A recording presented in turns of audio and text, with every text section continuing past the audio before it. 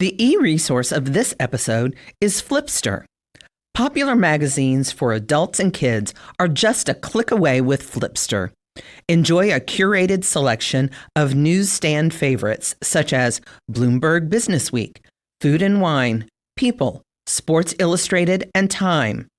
Younger readers will enjoy Cricket, Ranger Rick, Zoo Books, and more.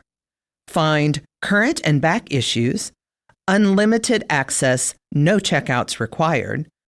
You'll find Flipster in the e-magazine section of our e-library, jocolibrary.org/e-library.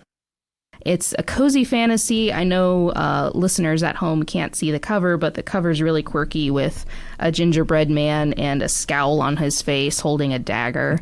So, I mean, how can you not pick it up? Joco Library Uncovered.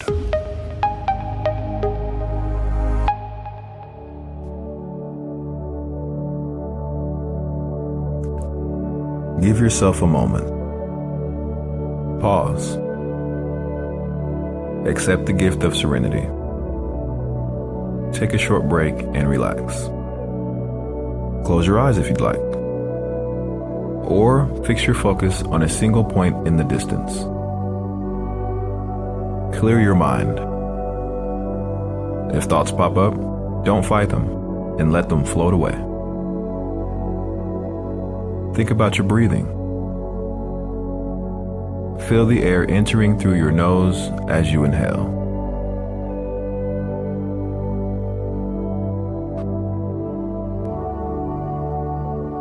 Hold in your breath. Feel the air in your lungs. Exhale out of your mouth. Concentrate on the experience of air exiting your body. Focus on your breath. Relax. Feel comfortable. Enjoy this peaceful feeling. Release all tension throughout your body. Experience a sense of warmth and comfort. Embrace a feeling of contentment. Breathe. Relax. Now, fall into cozy.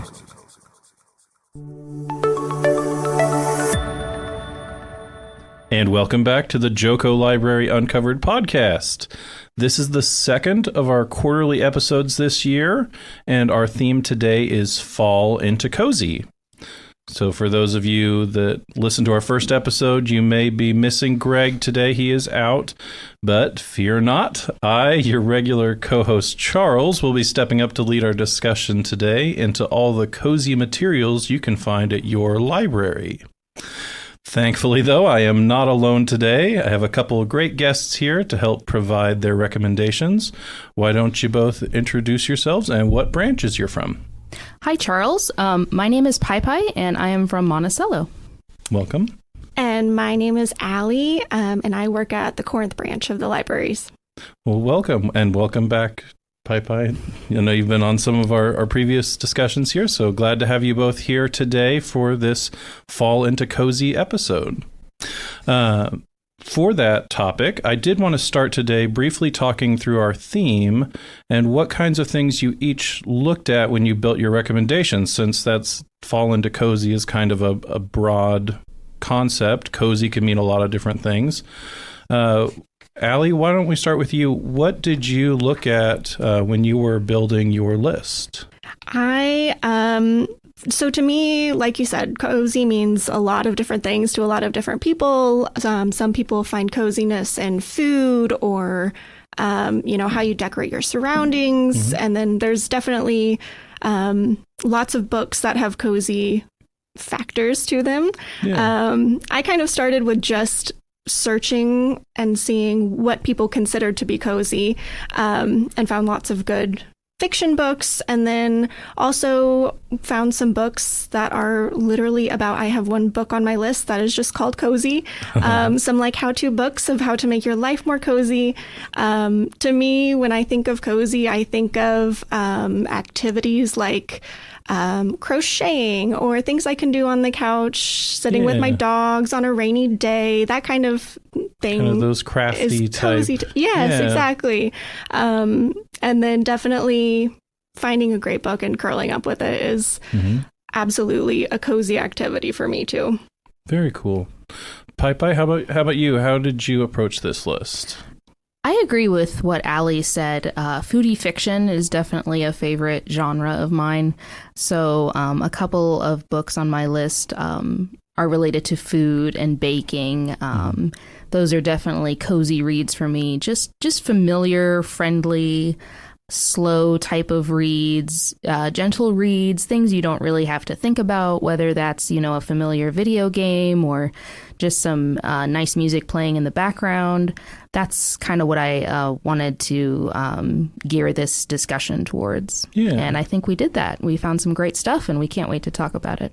Nice. Well, I guess let's just jump right in there. As always, the list of recommendations that we talk about today will be in the show notes for this episode, and they will also appear on our website, jocolibrary.org/uncovered.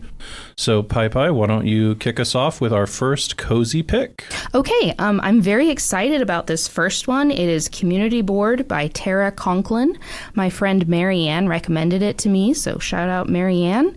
And the main character is Darcy, and after her relationship fails, she goes back to the town where her parents live, just for a sort of a do-over, a start-over, and it's just her starting a new chapter in her life.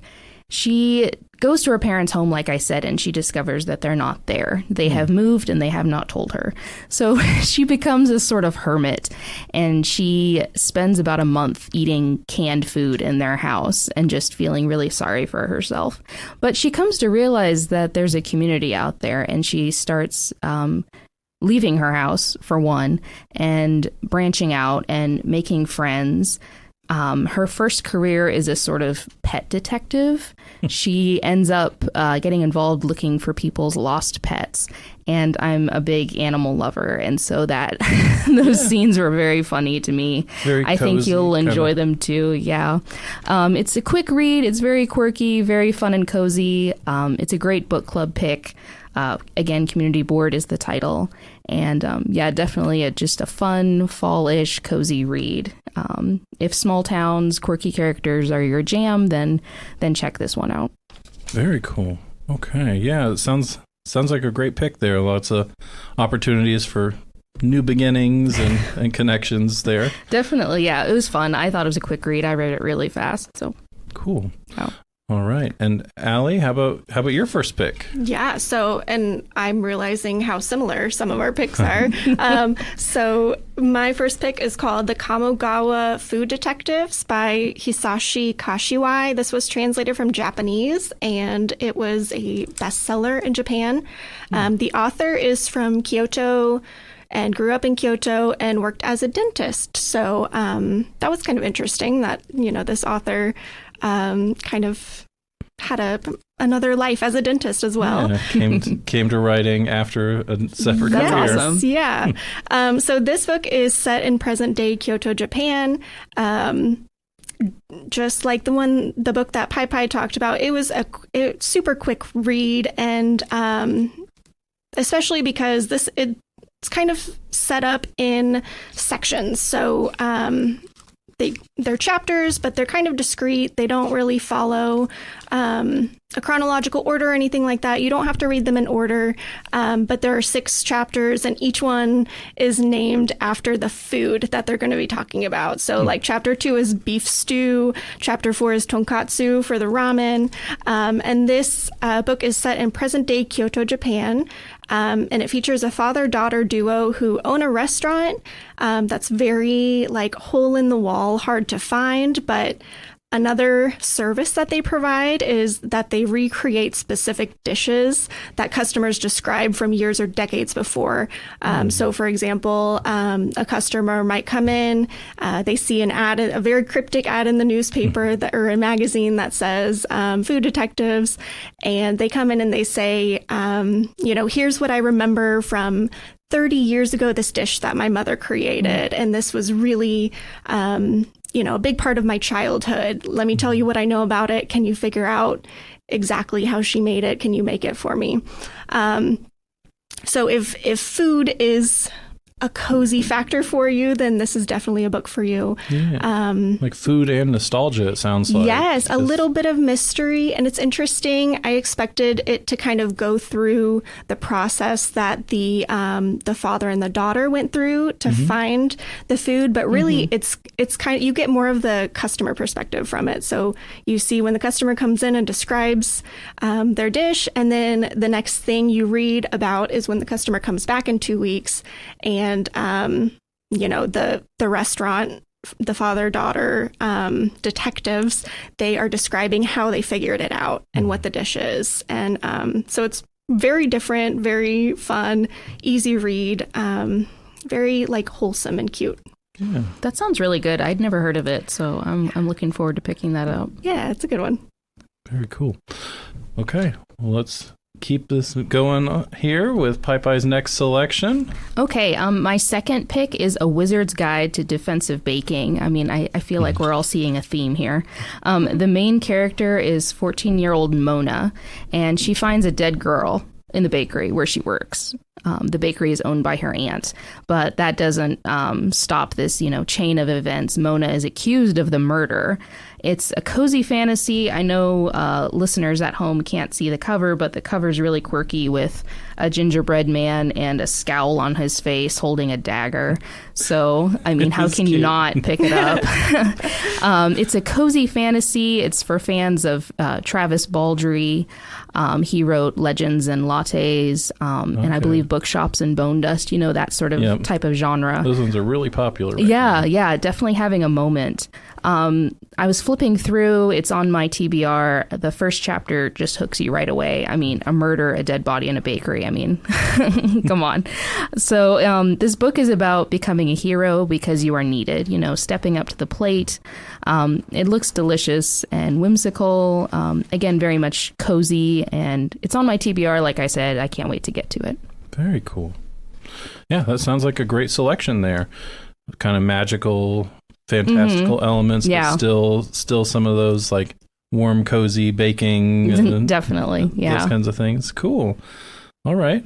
Do we have another sort of fantastical selection, it sounds like, on Allie's list next? Absolutely. I've got Emily Wilde's Encyclopedia of Fairies by Heather Fawcett. This is currently, there's a second book to this, and I believe a third one is coming out. So this will be kind of a trilogy series, and this one was also recommended to me by my manager. So anytime you get a recommendation from a fellow library staff member, it's always, absolutely, you have to read it, right? Got to pick it up. And this is set in a place, I believe it's meant to be sort of an Icelandic type of place. The town name starts with an L and a J. So my guess of how you pronounce this is like Ljosland, but it's an imaginary island. It's set in 1909, which adds to the coziness as well. It features an up-and-coming professor and researcher named Emily Wilde who studies fairies and other kind of creatures from folklore. She's trying to create her encyclopedia. She's going to publish her own book. And I really liked this. I'm very much a nonfiction type of gal. And this is a fiction book. However, it's written in kind of a fun diary or journal-like style with, instead of chapters, it will have the date at the top. And then this also means that there might be days or even longer where there are no entries. So, when you read a bit and then the next entry, sometimes it doesn't have a date. We don't know what the date is, or sometimes the date is several weeks later. It makes it a little bit more exciting and different. Yeah. And this has like I said, she's a professor, she's researching, has kind of that academic fantasy feel, which I think is very cozy. And I don't want to give away too much, but there's some mystery aspects to this book as well. I wouldn't say it's primarily a mystery, but like some members of this small village go missing, and it's up to Emily and her counterpart, her academic peer, to try to help them and use what she knows about kind of these mythical creatures and fairies to try to solve this. And then I thought this would be kind of, it started out as this kind of, I really like books where it's like realistic fiction but with a dash of fantasy, you know, like there's a touch of whimsy in there and a little fantasy, and it's definitely starts out that way, and then you get more and more fantasy as you go on, so That's it kind really of cool. like leads you into the magic, which is very interesting and very fun. And then you said it's a series too, so if you enjoy the first one, then you have There is more look to forward read. to. Yes. Always a good thing. I'm glad you brought that one today. It's a good one. And people saw me, you know, carrying this one around as I was reading it, and multiple people were like, "This cover is so beautiful." It's gorgeous. Yeah, it's just a pretty book too, which is always more fun. I love purple, and it definitely has that. Yeah. Very cool. All right. Well, let's see. What is the next one on our list here? Okay, it's my turn, and I have been reading a few graphic novels, so sort of branching out from my norm, so that's kind of exciting. I'd like to talk about Princess Ever After by Kay O'Neill. It's an Own Voices. The author is non-binary, so this is a great book when you're looking for, you know, a sapphic love story, or reading this for Pride Month, or really any time at all. It's a very quick and short story. Two princesses. They are not your average princesses. They become friends and join forces and overcome problems, and all the while they're, you know, slowly falling in love. You see that on the pages. It's very sweet story. I love this author's work. I highly recommend their work. It's just very cozy and gentle, laid back stories you can relax with on a rainy afternoon. Yeah. And I'm looking at the cover there, and the artwork on it. It looks kind of like I don't know, it reminds me of Legend of Zelda kind of cartoon. Yeah, I can see on that. TV for a while. Yeah. Very cute, rounded faces. Yeah, and dragons, fantasy, just very fun, laid back stories. Yeah, definitely fits the cozy vibe. And I think like wholesomeness in general, just like a wholesome, happy, soft story, like you said. Yeah, I think is that just hits the super spot every cozy. once in a while. Yeah. Yes. Yeah. I'd also like to talk about Turtle Bread by Kim Joy. Before we started recording today, Allie and I were talking about the Great British Baking Show, and that's on so many people's, Netflix queues. a very cozy show. Right, Yes. yeah, definitely. So Kim Joy, she's well known for being on the show. She is famous for her cutesy and whimsical animal designs. You can just look at a creation and just know that Kim Joy baked that. So her graphic novel is done entirely in black and white, but that doesn't stop it from just being a very good, wholesome story. It touches on mental health, friendship, community, and of course, back to food. There's characters you can relate to. They're open with each other about problems and issues, and then of course, everything's wrapped up very nicely at the end. So if you're wanting a happy ending in your graphic novels, I would definitely recommend Turtle Bread. It's a quick read, just fun and just great read. I did enjoy that season of the Yeah. Bake Off, so I'll have to pick that one up. Might be worth a rewatch. So yeah. Cool. Well, from graphic novels, it sounds like next up we're going to touch on a couple nonfiction cozy options here. Allie, what's your next book? As I said before, I am mostly a nonfiction girl. I love a good novel every once in a while, but if I'm at the library, I'm often browsing the nonfiction section. And I just want to remind everybody out there, any cozy hobby you have, gardening, baking, cooking, crafting, woodwork, I don't know what everybody thinks is cozy. We probably have a book about it. So just a reminder to check out the nonfiction section every once in a while. If there's anything that would enhance your coziness. Definitely. So my first nonfiction book it's called Cozy. It's called Cozy, the Art. Sounds like a good fit. I sure hope so. It says The Art of Arranging Yourself in the World. And this is by Isabel Gillies. And this one was really fun to read. It's kind of written as more of a collection of the author's cozy memories. So not quite a memoir, but kind of a, here's her perception of cozy and the things that evokes for this author. Lots of family stories. For example, the author talks about her mother had a plan called the 7-Minute Louvre. And when she would take her young children, to the Louvre Museum in Paris, they did it in 7 minutes. They saw the 3 main things. We saw Winged Victory of Samothrace, the Venus de Milo, the Mona Lisa, and that was it. And that was in order to get the kids excited about excited about the library is great, excited about the museum, excited about artwork, but not overwhelmed them. So interesting. The author says that this mother really wanted the museum to be a cozy place that the kids wanted to come back to. So little things like that. It has a lot of those kind of tips and tricks and things from the author's life of how to make things more cozy. I really like the topics that are the chapters in this one. The first one is just titled You.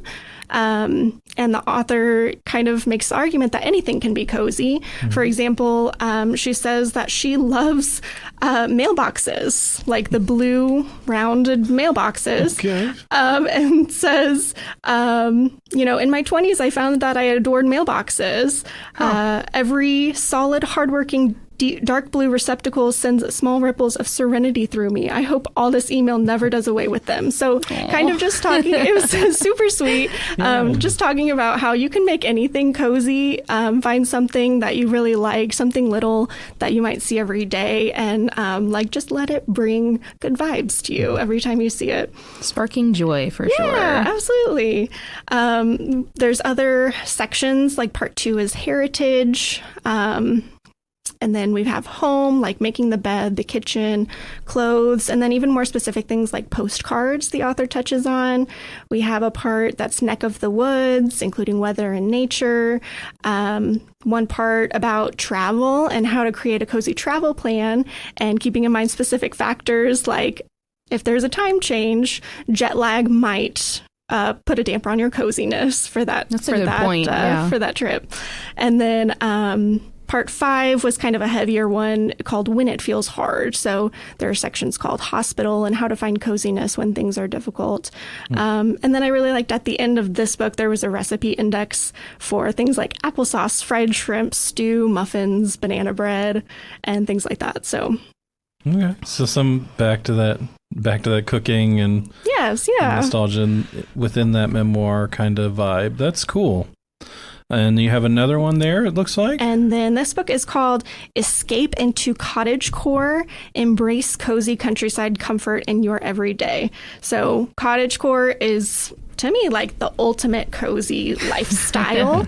And it just talks about different things like mindfulness, gardening, cooking and baking, outdoor life. There's a section on magic and enchantment, entertaining, and then specific parts about breathing exercises, bath rituals, vintage shopping, the meanings of flowers. It's kind of just like, it's almost like a reference book of, how to make your life a little bit more cozy.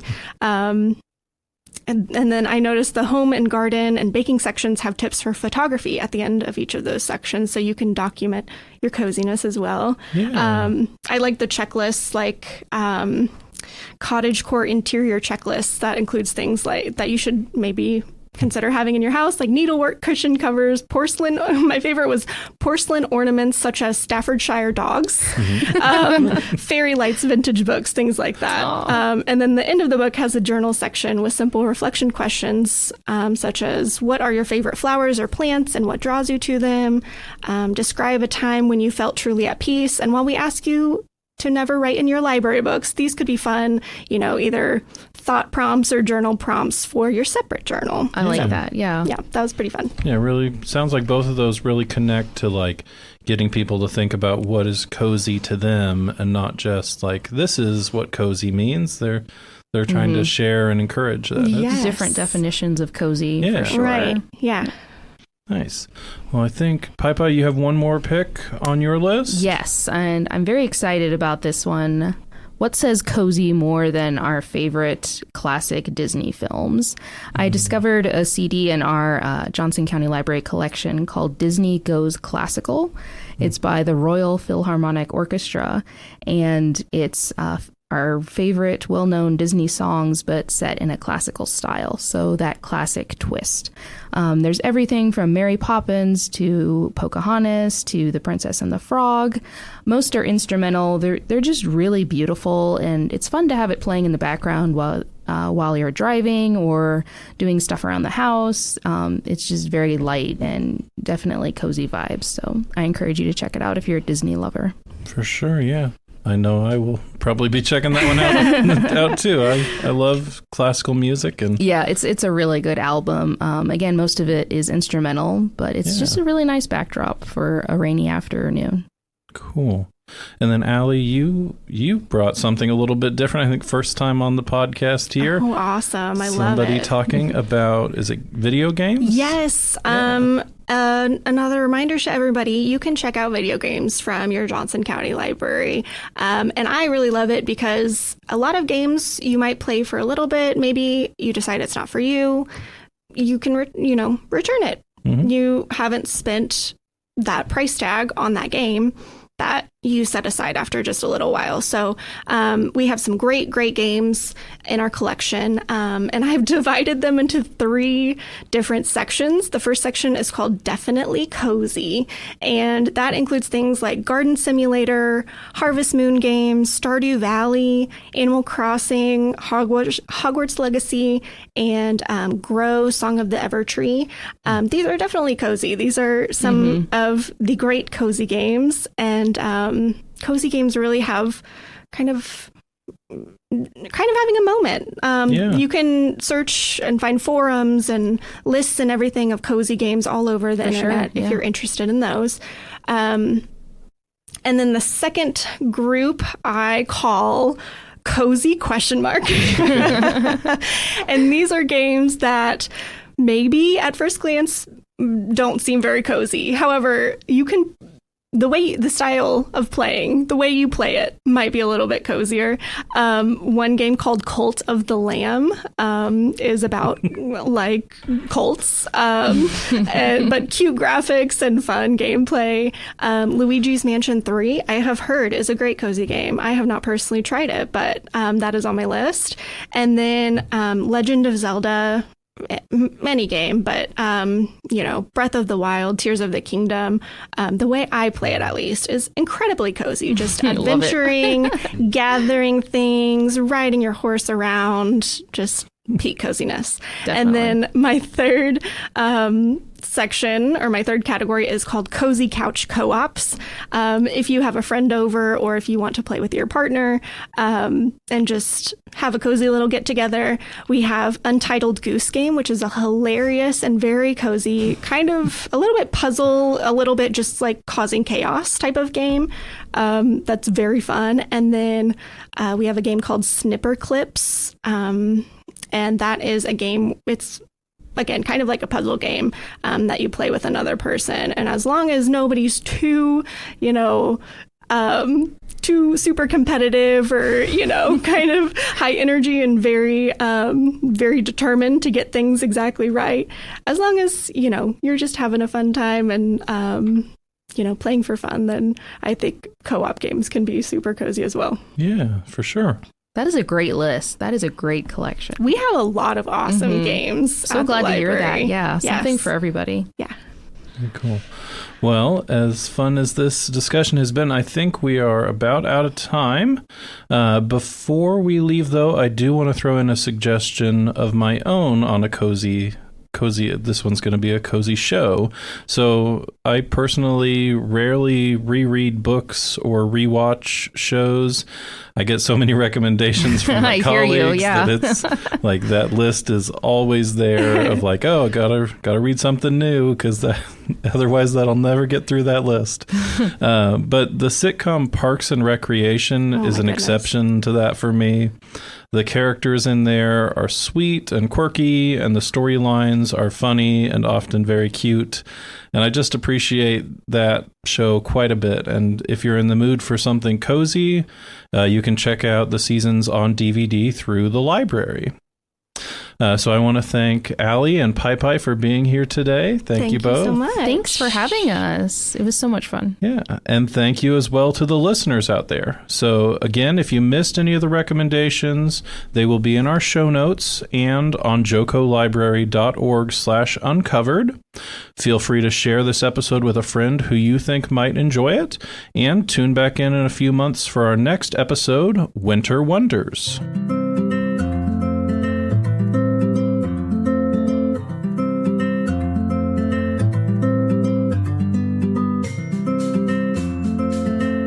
Joco Library Uncovered.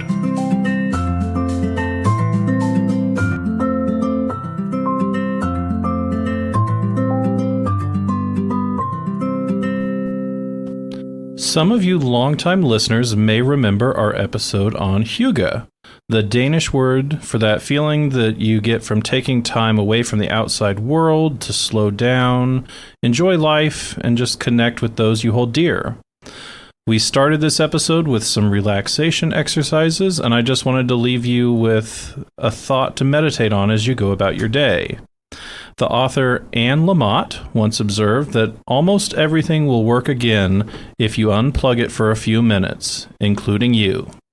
I hope you can all find a little time this fall to unplug, find some calm, and allow yourself to recenter on the things that matter to you.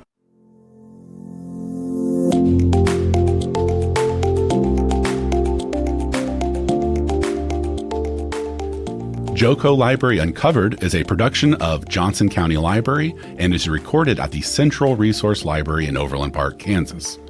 We would love to read your thoughtful emails at uncovered@jocolibrary.org.